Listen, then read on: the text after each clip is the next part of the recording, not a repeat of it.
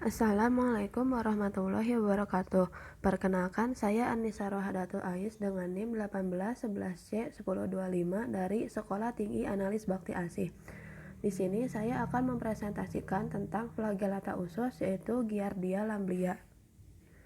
Pendahuluan, Giardia lamblia sinonim dengan Lamblia intestinalis dan Giardia duodenalis adalah protozoa parasit flagellata yang berkoloni dan bereproduksi di usus halus, menyebabkan penyakit giardiasis. Giardia menyerang manusia, tetapi juga menyerang kucing, anjing, burung, sapi, berang-berang, rusa, dan domba. Giardiasis lebih sering menyerang anak-anak dibanding orang dewasa. Giardiasis menyebar melalui makanan atau air yang terkontaminasi atau kontak antar manusia. Kondisi ini paling umum terjadi di daerah dengan sanitasi yang buruk dan air yang tidak aman. Selain itu, ada juga kondisi tertentu yang dapat memfasilitasi infeksi, seperti penurunan keasaman lambung, kekurangan gizi, dan sindrom defisiensi imunoglobulin A. Ini menjelaskan mengapa giardiasis lebih jarang terjadi pada anak-anak yang gizi baik dan imunokompeten. Selanjutnya, klasifikasi. Domain Eukaryota, tanpa takson Excavata. Filum Metamonada. Ordo Diplomonadida. Famili Hexaminthidae. Genus Giardia. Spesies Giardia lamblia. Sinonim Giardia intestinalis, Lamblia intestinalis, dan Giardia duodenalis. Selanjutnya, morfologi. Protozoa yang ditandai bendera Giardia lamblia ini memiliki dua bentuk, yaitu trofozoid dan kistik. Bentuk trofozoid adalah yang memberi makan, bergerak, dan bereproduksi, sedangkan bentuk kistik adalah struktur resistensi, tidak bergerak, dan infektif. Morfologi dari trofozoid diantaranya berukuran panjang 9-20 mikrometer, lebar 5-15 mikrometer, dan tebal 2-4 mikrometer. Berbentuk oval hingga ada yang berbentuk buah pir atau bentuk hati. Bentuk trofozoid spesies ini memiliki sucking disc pada ujung anteriornya, yaitu area konkav yang menutupi setengah dari permukaan ventral. Dua buah nuklei yang terletak simetris bilateral. Nuklei tersebut mengandung sedikit kromatin perifer, namun memiliki karyosom besar yang berada di tengah. Sebuah axostyle terdiri dari dua aksonema yang membagi dua tubuhnya. Dua buah median bodies atau parabasal bodies diduga memiliki peranan dalam proses metabolisme. Yang terakhir, 4 flagella yang terletak di lateral, 2 lateral di ventral, dan 2 terletak di caudal. Lalu ada morfologi dari kista, yaitu berukuran lebih kecil daripada trofozoid, yaitu panjang 8-18 mikrometer dan lebar 7-10 mikrometer. Letak karyosom lebih eksentrik bila dibandingkan dengan trofozoid. Pada kista yang telah matur, terdapat 4 buah median bodies, 4 buah nuklei, dan dapat pula ditemukan longitudinal fibers. Mempunyai bentuk elipsoid atau bujur, dan mempunyai membran tipis yang licin dan tidak berwarna, tidak memiliki kromatin perifer. Selanjutnya, siklus hidup. Dalam siklus hidupnya, Giardia lamblia mengalami dua stadium, yaitu stadium trofozoid yang dapat hidup bebas di dalam usus halus manusia, dan kista stadium infektif yang keluar ke lingkungan melalui feses manusia. Tertelannya kista dari air minum dan makanan yang terkontaminasi atau dapat juga melalui kontak individu merupakan awal dari infeksi. Setelah melewati gaster, kista menuju usus halus. Ekskistasi terjadi di duodenum. Setelah itu, multiplikasi terjadi melalui pembelahan biner dengan interval kurang lebih 8 jam.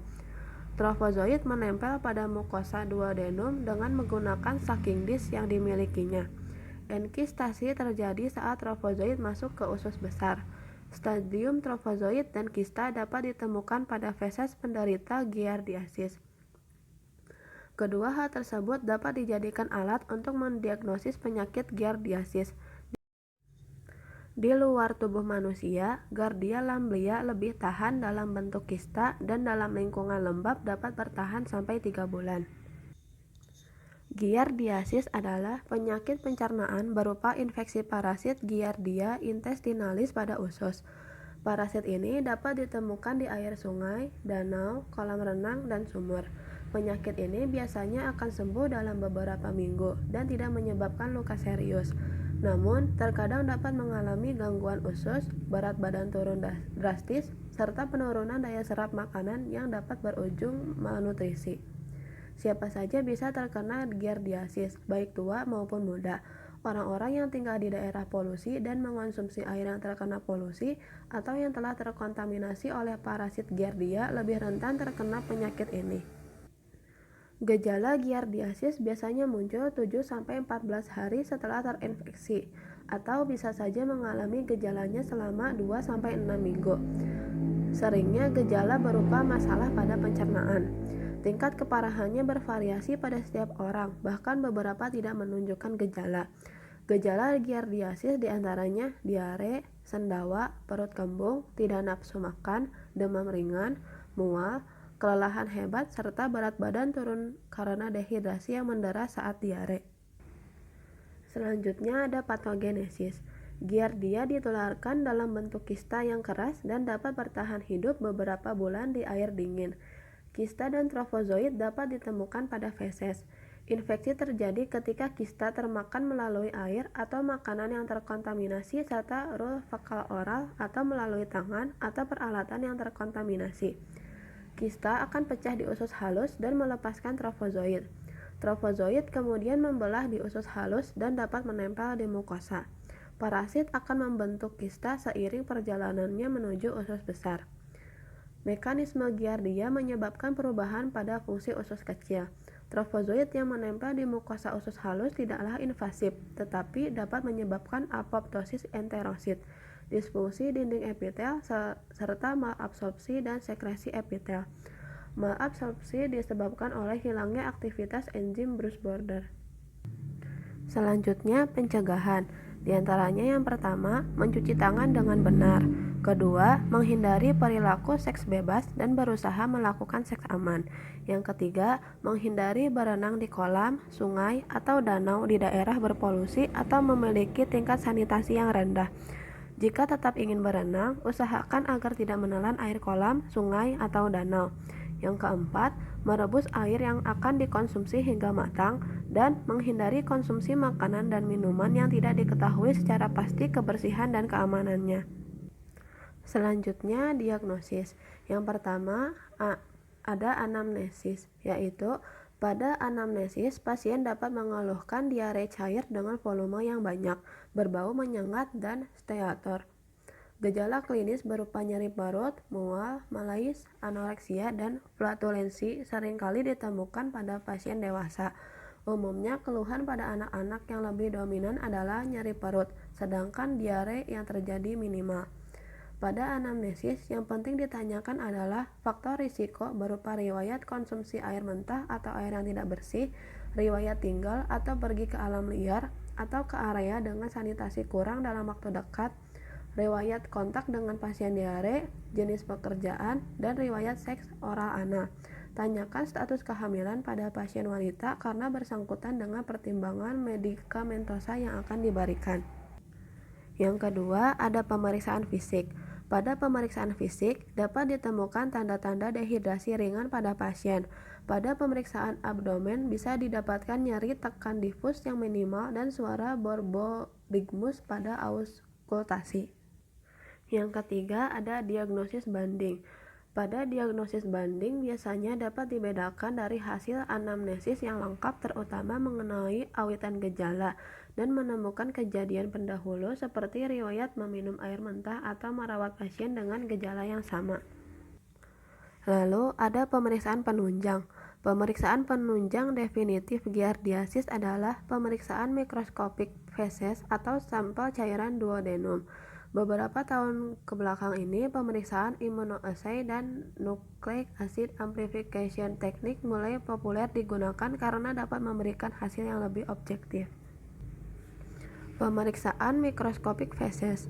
Pemeriksaan mikroskopik feses untuk giardiasis dilakukan dengan pengumpulan 3 sampel feses dengan interval pengambilan 2-3 hari karena pengeluaran kista tidak tetap setiap hari. Pemeriksaan serial menggunakan 3 sampel feses memiliki sensitivitas lebih dari 90%. Feses dapat diamati secara langsung dalam bentuk sediaan basah dengan pewarnaan larutan iodin atau methylene blue. Jika harus disimpan, maka pengawetan dapat menggunakan alkohol, polivinil, atau formalin 10%. Pada pasien asimptomatik, kista giardia dapat ditemukan pada feses hingga 6 bulan atau lebih sejak terjadinya infeksi. Adanya eritrosis dan leukosit pada feses tidak seharusnya ditemukan pada giardiasis dan harus dicurigai kemungkinan penyebab infeksi lain. Selanjutnya ada tes string. Tes string dilakukan dengan cara menelan kapsul gelatin dan pemberat yang telah disambungkan ke benang. Ujung benang ditempelkan di bagian pipi. Kapsul yang ditelan akan larut dan diharapkan ujung pemberat sampai di duodenum. Setelah benang dibiarkan selama minimal 4-6 jam dan pasien diwajibkan puasa. Saat benang ditarik keluar, jika ada pewarnaan empedu, sampel mukus yang ada dapat digunakan untuk pemeriksaan mikroskopis guna mendeteksi adanya stadium trofozoid giardia intestinalis. Selanjutnya ada pemeriksaan antigen feses, yaitu pemeriksaan untuk mendeteksi antigen giardia pada feses dapat menggunakan metode enzim link immunosorbent assay atau ELISA atau pemeriksaan direct fluorescent antibody atau DFA terhadap antigen kista dan trofozoid giardia. Sensitivitas pemeriksaan ini antara 85-98% dan spesifitasnya antara 90-100%.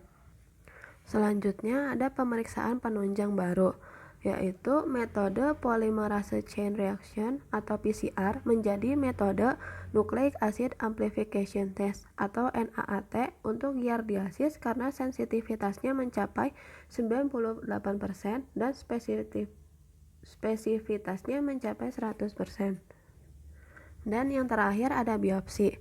Pemeriksaan biopsi jarang dilakukan untuk kasus giardiasis, namun dapat dimintakan pada kasus diare kronis dengan gejala mengarah giardiasis, namun hasil pemeriksaan feses negatif. Biopsi dari jaringan duodenum dapat menemukan trofozoid giardia yang menempel pada epitel usus. Gambaran histopatologi yang dapat ditemukan adalah atrofi fili usus sebagian atau total dengan infiltrasi inflamasi pada lamina propria.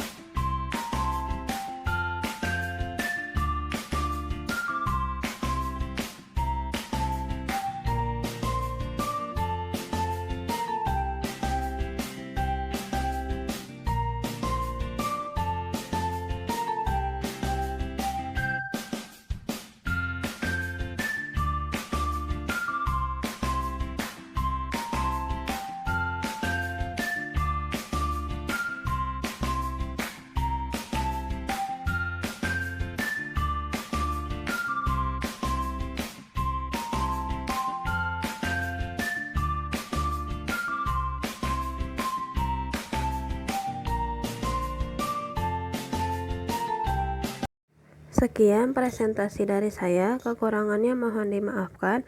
Wassalamualaikum warahmatullahi wabarakatuh.